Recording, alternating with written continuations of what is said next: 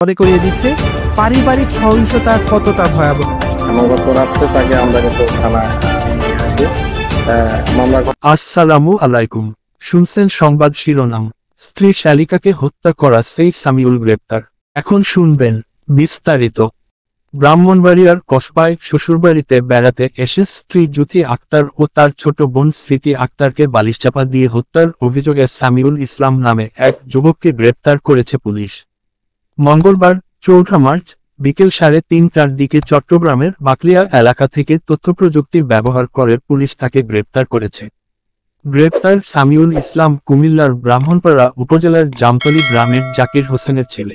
নিহত জ্যোতি আক্তার ও স্মৃতি আক্তার ব্রাহ্মণবাড়িয়ার কসবা উপজেলার গোপীনাথপুর ইউনিয়নের ধ্বজনগর গ্রামের মৃত রওশন আলীর মেয়ে।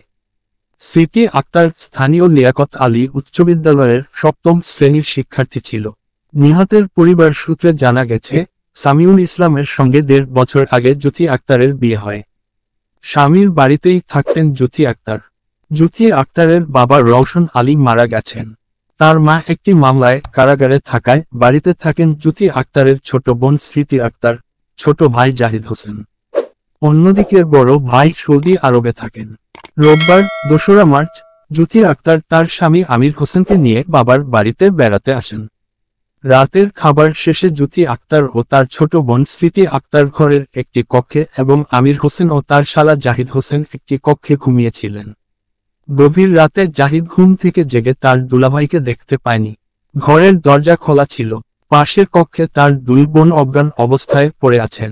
এ সময় জাহিদ চিৎকার করলে আশপাশের লোকজন দৌড়ে এসে জ্যোতি ও স্মৃতির মরদেহ দেখতে পায়।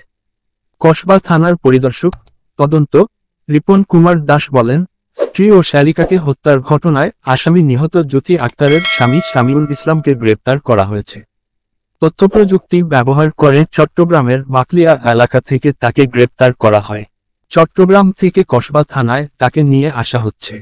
সেখানে প্রাথমিক জিজ্ঞাসাবাদ শেষে আদালতে পাঠানো হবে। ব্রাহ্মণবাড়িয়া 24.news